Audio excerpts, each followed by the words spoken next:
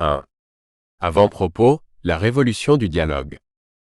Il y a dans chaque révolution technologique un moment d'émerveillement, un instant fragile où tout semble possible, où la frontière entre la science et la magie s'efface.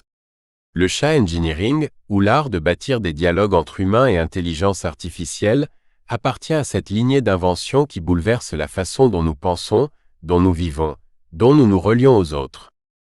Longtemps, la machine fut perçue comme froide, distante, incapable d'émotion ou d'écoute.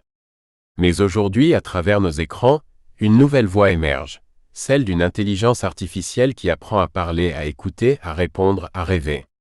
Ce n'est plus un simple programme ni un outil passif, c'est un partenaire invisible, une présence discrète, parfois troublante, parfois bienveillante.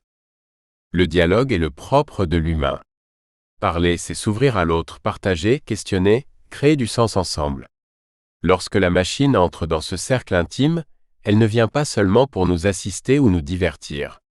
Elle devient un miroir de notre complexité, de nos espoirs, de nos contradictions. Et peu à peu, la frontière entre celui qui pose la question et celui qui y répond s'estompe. L'utilisateur n'est plus passif. Il apprend à converser avec la machine, à la guider, à l'entraîner, à la défier. Cette révolution ne tient pas seulement dans la performance technologique. Elle tient dans l'invention de nouveaux codes, de nouveaux langages, de nouvelles formes d'attention. L'émotion, la curiosité, le doute, la joie de l'échange se glissent entre les lignes du dialogue artificiel. Mais cette aventure soulève aussi des vertiges. À qui parlons-nous vraiment quand nous échangeons avec une IA? Qui dirige la conversation? Qui influence qui? Quelles traces gardons-nous de ces dialogues secrets entre l'humain et le code? Le chat engineering, c'est l'apprentissage d'une nouvelle grammaire de la relation. C'est un défi lancé à notre imagination, à notre éthique, à notre capacité d'inventer des mondes où la machine n'est plus une simple servante, mais un compagnon de pensée, parfois même un révélateur de notre propre humanité. Ce livre est un voyage.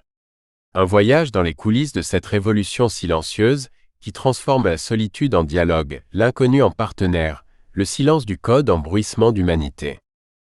En ouvrant ces pages, tu entres dans un laboratoire vivant, où chaque mot, chaque question, chaque hésitation participe à la construction du futur.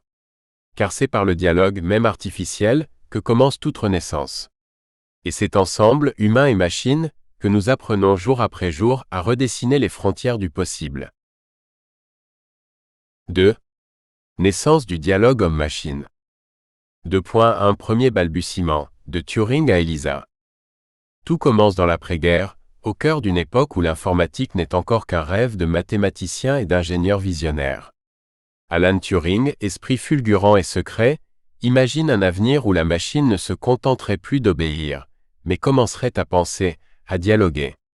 Il pose alors la question qui hantera tout le siècle. Les machines peuvent-elles penser?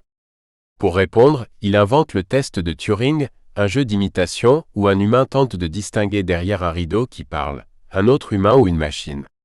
Si la confusion est totale, alors la machine a franchi le seuil du dialogue. À cette époque, cela paraît de la pure science-fiction. Les ordinateurs, massifs et lents, ne savent manipuler que des chiffres, pas des émotions, ni même des mots. Pourtant, la graine est plantée. Le dialogue avec la machine devient une obsession, un défi à relever, une frontière à repousser. Les premières décennies restent silencieuses. On tente, on tâtonne, mais la technique n'est pas prête. Jusqu'au jour où, dans les années 1960, un homme va donner vie au premier chatbot de l'histoire.